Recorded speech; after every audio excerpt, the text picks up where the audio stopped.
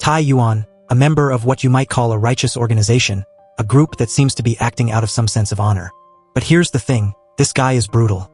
Like, his own partner, Zhao Mamin, is constantly left in shock by his actions. Let's rewind to just 3 minutes before everything went sideways. Zhao Mamin couldn't even begin to imagine how the situation would become this complicated. Their initial objective, a priceless Buddha head statue worth millions, guarded by a dense infrared laser security system. Now, normally that'd be a huge problem. But for Tai Yuan, child's play, this guy effortlessly navigates the constantly shifting laser grid. It's like he's dancing with danger. Zhao Mamin is hot on his heels. But then disaster strikes, he slips and falls. But Tai Yuan, ice cold. He quickly backtracks to help his partner. With Tai Yuan leading the way, they successfully navigate the danger zone and reach the safe containing the Buddha head. Clock ticking, with just 2 minutes to spare, Zhao Mamin, a top-tier lockpicker, manages to disable the triple-layered locking mechanism. Inside, they find the Buddha head. It's not just some artifact. Rumor has it that it also contains clues to the location of a legendary gold treasure. Out of nowhere, a squad of black-clad assassins appears. They're clearly after the same prize. Tai Yuan instantly throws himself into the fight, and after taking a blow to the head, he goes absolutely berserk. Enemies are swarming in, and the big question is, can these two guys even make it out of this alive? Fast forward 10 years. Tai Yuan has reinvented himself as Master Xiang, the organizer of a prestigious lock-picking competition, drawing in the best experts in the world. The grand prize is a recently surfaced legendary artifact, the Zodiac Sword from the Sui dynasty. But there's a twist. The police have sent undercover operatives into the event, hoping to recover the sword and apprehend Xiang. Master Xiang doesn't make an appearance until a young man named Zhao Ji displays extraordinary talent in the challenges. Then, the final trial is revealed. The Ziwu Yuanyang lock, one of the 3 most complex locks in the world, rumored to be only openable by its original creator. And that creator? None other than the legendary Zhao Mamin from back in the day. Xiang immediately recognizes Zhao Ji as Zhao Mamin's son, thanks to a distinctive pendant the young man is wearing. Right at that moment, the police raid the scene. Xiang immediately orders a retreat and tells his men to take Zhao Ji with them. But Zhao Ji grabs the Zodiac Sword and makes a break for it. One of Xiang's henchmen, Enma, gives chase. As Enma closes in, Zhao Ji makes a daring jump from the high-rise building. Enma has to find another route to pursue, but Zhao Ji outsmarts him at every turn. Zhao Ji is still on the run, and the tension is through the roof. He makes another daring escape, this time crashing through a shattered window. Enma and her goons are closing in. They try to surround him, but Zhao Ji makes a ballsy leap, landing smack dab onto a passing truck. This guy's got some serious parkour skills, but his freedom doesn't last long. The cops manage to intercept the truck, and just like that, Zhao Ji is arrested. But here's the twist. He doesn't seem worried at all. Not one bit. Turns out, he's an investigator for the Changbao Corporation, specializing in the recovery of lost artifacts. An investigator? Sounds fancy. Chief Kuan says, all skeptical and not buying it for a second. He points out that Zhao Ji's father was a known thief and that Zhao Ji is now entangled with Xiang, a notorious crime lord. Why would he think he could be trusted? That's when Changbao Corporation confirms Zhao Ji's identity as their investigator, leaving Chief Kuan with no choice but to let him go. Busted. But as soon as Zhao Ji steps out of the police station, BAM, he bumps into a blind man. Excuse me, can you tell me which way to the overpass? The man asks. Zhao Ji politely gives directions. But as soon as he turns, he realizes his passport is gone, vanished into thin air. He gives chase and soon figures out that the blind man is actually one of Xiang's henchmen, a master of disguise known as the Master. How about we play a game? Your passport's on me. Join Longtang and you can have it back. The Master says smugly. Zhao Ji isn't having any of it. He snatches back his passport and walks away. But wouldn't you know it, he immediately becomes Enma's next target. Lucky for him, he was ready this time and not only managed to keep his passport, but also swiped her cell phone. That's what I call getting one back. Enma is furious, chases after him, but Zhao Ji quickly gets the upper hand and subdues her. But even though he seems to get away, the Zodiac sword chase isn't over yet. He keeps running, but runs into Xiang's most skilled and deadliest fighter. The special agent easily defeats Zhao Ji. However, when they open his backpack, it's completely empty. Taking advantage of the situation, Zhao Ji escapes once again. To be sure, he immediately calls a taxi. But you know what they say, old ginger is more spicy. Xiang is a step ahead. I win, Xiang says as the taxi doors lock shut. Zhao Ji has no choice but to sit tight and listen as Xiang resumes the story from 10 years ago. Zhao Mamin took the Buddha head, Xiang tells him. After the taxi incident, Xiang Yi gets back to his hideout, but it's total chaos. The Buddha head is gone, and so is his accomplice from all those years ago. He realizes that his plan failed. With the cops breathing down his neck, he has to change his name to Xiang and go into hiding, desperately searching for any trace of the missing artifact and his former partner. Years pass and finally his efforts pay off. He discovers that Zhao Mimin had hidden the Buddha head inside a lock of his own design, a lock called Heaven and Earth Chenkuan. But somehow, this lock ended up in the hands of an antique dealer named Li Wanhao. Li Wanhao is no ordinary pawnshop owner. This guy is shrewd, with a razor-sharp eye for detail, and he's incredibly cautious. Anyone who tries to pass off a fake on him pays a heavy price. But even with all his expertise, Li Wanhao hasn't been able to crack the Heaven and Earth Chenkuan lock all these years. Back in the taxi, Zhao Ji is listening intently. "You want me to help you get the Buddha head back from Li Wanhao?" Zhao Ji says, questioning. "It's not just about the Buddha head," Xiang says, knowing Zhao Ji doesn't care about a dumb Buddha. "He also has information about your father." Those words hit Zhao Ji hard. Finding his father is his biggest goal, his deepest desire. He's always wondered if his father is still alive, and why a man who taught him never to take what isn't his turned into a thief. The reason he entered the contest in the first place was to hopefully find him. Finally, Zhao Ji agrees to team up with Xiang. Xiang immediately introduces the members of his crew. The Special Agent, a highly trained operative, fiercely loyal to Xiang, who once saved his life. Zhenju, Pearl, a computer expert, in charge of providing technical support. The Master, the disguise expert. And Ma, Xiang's adopted daughter. Getting back to the plan, their next target is the Tony Museum, where the pair of Plum Blossom lock, also created by Zhao Mimin, is stored. Cracking this lock will give them the clues they need to open the Heaven and Earth Chenkuan lock and recover the Buddha head. Xiang tells Zhao Ji not to worry about anything else. Xiang will arrange for the Special Agent and Enma to get him into the museum's storage basement. All he has to do is successfully crack the lock within 15 minutes. However, he also has a condition. He will only pick the lock and not steal anything. Xiang agrees. They then have the Master disguise himself as a Japanese antique dealer, accompanied by collecting advisor Enma and bodyguard the Special Agent. Enter the Tony Museum without a problem. "We're delighted you took the time to visit my museum," the Master says smoothly, in the guise of the wealthy antique dealer. The Master offers an outrageous price for a certain antique, forcing the museum director himself to come and greet them. To distract him, Enma immediately tries to use her charm, but the director doesn't budge. Zhenju then suggests switching out the beauty for a handsome man, letting the Special Agent flirt with the director. Desperate times call for desperate measures. "Wow, your muscles are amazing," the director says, falling right for the tactic. "I also like to go to the gym," the Special Agent says with a wink. Seizing the opportunity, the Master slips away and scatters prepared insect eggs onto the floor.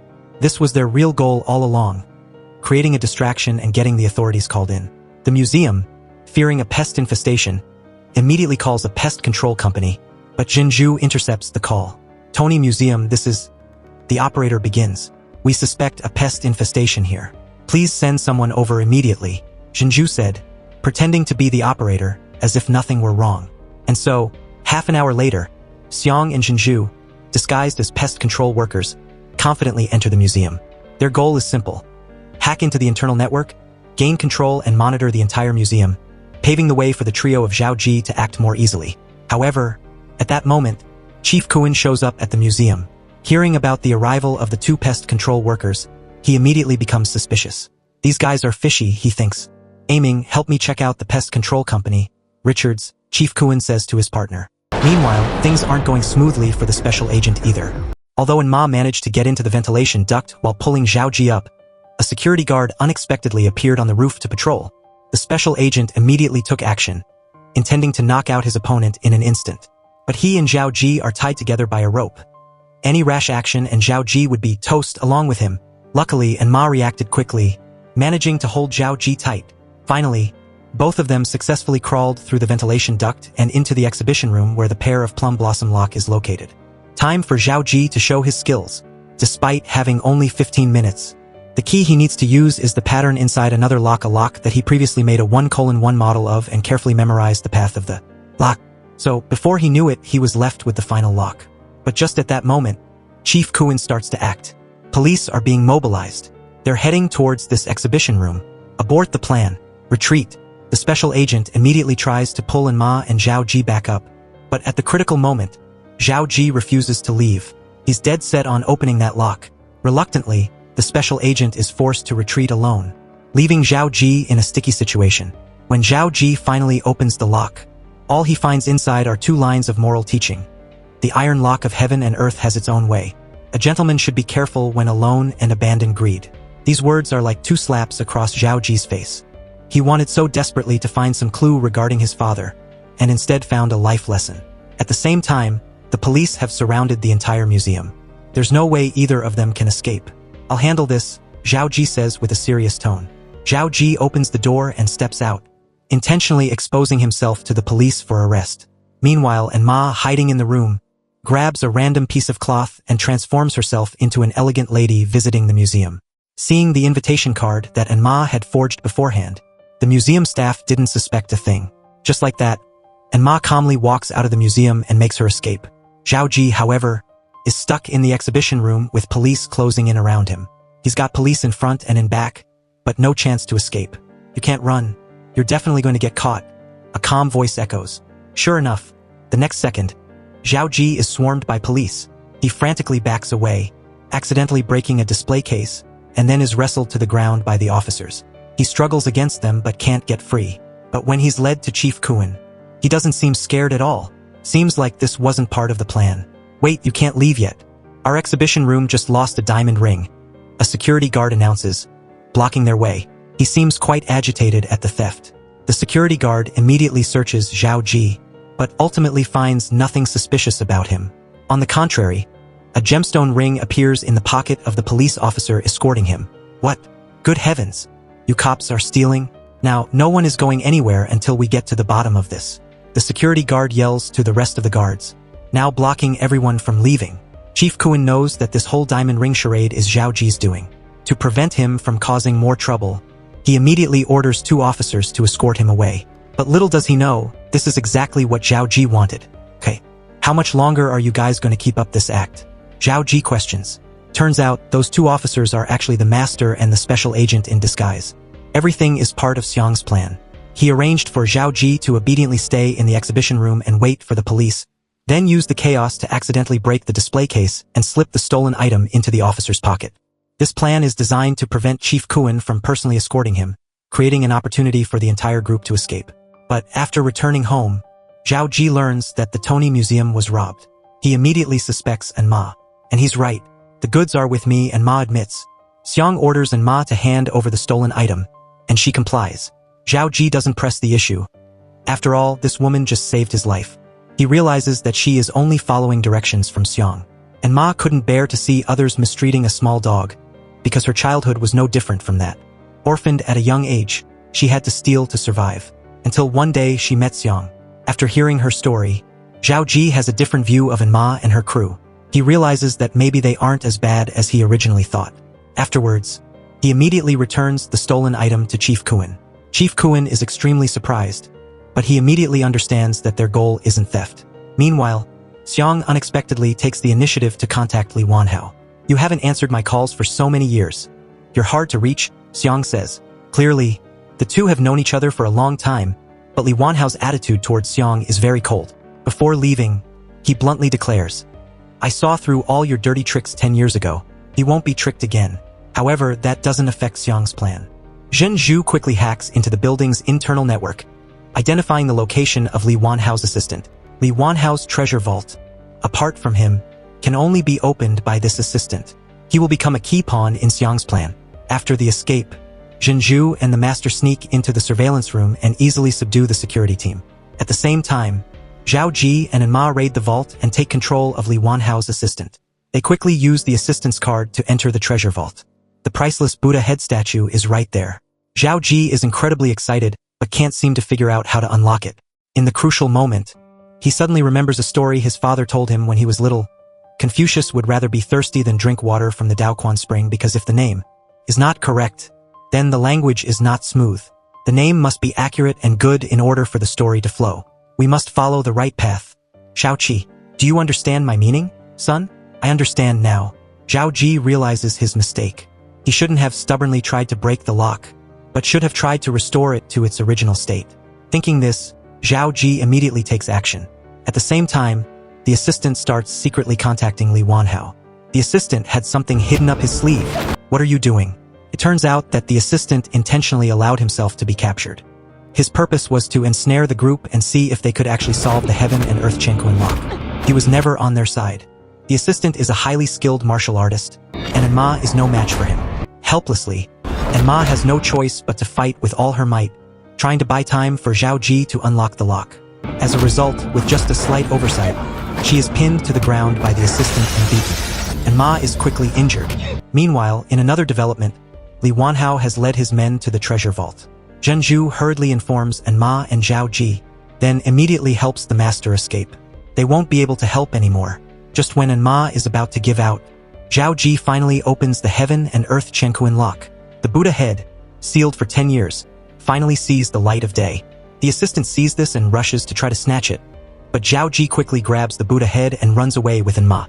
Unexpectedly, just as the two leave, Enma is taken hostage by the special agent. They are trapped. Sorry, Buddha head. Hand it over. The special agent has betrayed them. Zhao Ji has no choice but to comply. Just at this moment, Enma suddenly realizes that she can't contact Xiang Yin anymore. They're done for. Outnumbered and outgunned, the two have fallen into Li Wanhao's hands. The moment Li Wanhao sees the Buddha amulet on Zhao Ji's body, he recognizes him immediately. He already has suspicions about Zhao Ji's real identity. You're Zhao Mimin's son? Why are you working for Zhu Taiyuan, Xiang? Li Wanhao exclaims. The truth is revealed. 10 years ago, Li Wanhao was also a teammate of Zhao Mimin and Xiang. He personally witnessed Xiang, driven by greed, wanting the wealth of the Buddha head for himself and killing Zhao Mimin. To make matters worse, Zhao Mimin had long suspected that Prime Minister Xiang was up to no good, so he quickly locked the Buddha head in the Heaven and Earth Chenkuin box. Zhao Mimin made it even more impossible to steal the head by implementing an impenetrable lock that only he knew how to open. What's worse is that this box is unopenable by anyone but me. The lock was so difficult even for the original thief that he failed. The Prime Minister's plan falls apart completely. Li Wanhao, the calm strategist, calmly plays his part in this complicated situation, taking the box containing the Buddha head as his own. Zhao Ji is completely stunned. He had no idea that he had been helping the enemy that killed his father. It's all a massive misdirection, and Zhao Ji was playing right into it. Meanwhile, the Prime Minister pulls the same old trick, shooting the special agent and running away with the Buddha head. This is how he handled any issue back in the day, and it seems that he hasn't changed one bit. Suddenly, Captain Kuan leads his men to the building. Li Wanhao is caught off guard. Zhao Ji and Enma quickly take advantage of the chaos to escape. Li Wanhao is taken into police custody because of the stolen antiques in the vault and the dead bodies in the building. His plan backfires as he is now caught. Enma can't believe that the Prime Minister betrayed them. Her heart is broken into a million pieces. It seems everyone is betraying everyone these days. Just at that moment, Zhao Ji takes the initiative to contact Captain Kuan. It turns out that he and Captain Kuan had met before when he sent the collectibles to Captain Kuan. Zhenju is extremely surprised, but to catch the traitor, she immediately decides to cooperate with the police and find the Prime Minister's hiding place. The Prime Minister intends to steal away with the Buddha head. The police immediately move into a surveillance position. Zhenju also quickly uses the surveillance cameras to identify his location. This is a high-stakes situation, and time is of the essence. Receiving the information, Zhao Ji and Enma immediately block the Prime Minister's path. You're just as naive as your father. No wonder you two can never win against me, the Prime Minister says. It seems he has a personal grudge against the family. The Prime Minister was prepared. Zhao Ji and Enma immediately fall into a dangerous situation. Even so, Enma doesn't give up. Just when she's about to take down the Prime Minister, disaster strikes. Luckily, Zhao Ji appears in time, taking down the assassin. In another twist, Prime Minister Xiang is intercepted by Captain Kuan. They engage in a brutal fight, each move as ruthless and deadly as the next. Captain Kuan is at a disadvantage, and he is almost killed by the Prime Minister. The police reinforcement arrives on the scene. The Prime Minister immediately seeks a way to escape, but before he gets very far, he is ambushed by Zhao Ji. The Prime Minister puts the Buddha head down and starts berating Zhao Ji. Zhao Ji struggles, only a moment away from dying before the Prime Minister. After escaping, the Prime Minister heads towards the underground parking lot, intending to drive away. However, in the middle of the road, his car suddenly loses control and automatically crashes straight into the police cordon. I win this time. From now on, the world of thieves is in my hands.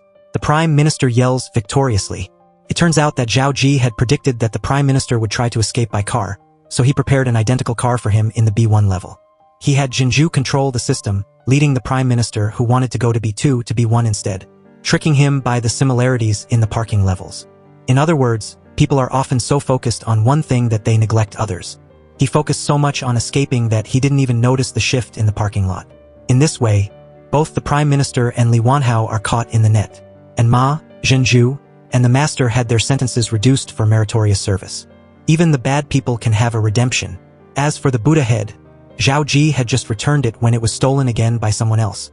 It seems that theft in this world is truly impossible to prevent. The film Never a Thief, which has several outstanding actors, has been described as a Chinese version of Now You See Me. Although the script has a few holes, the action in the film is still very entertaining. Alright, that's the end of today's story. See you in the next episode. The ending is a bit of a cliffhanger with the head stolen again.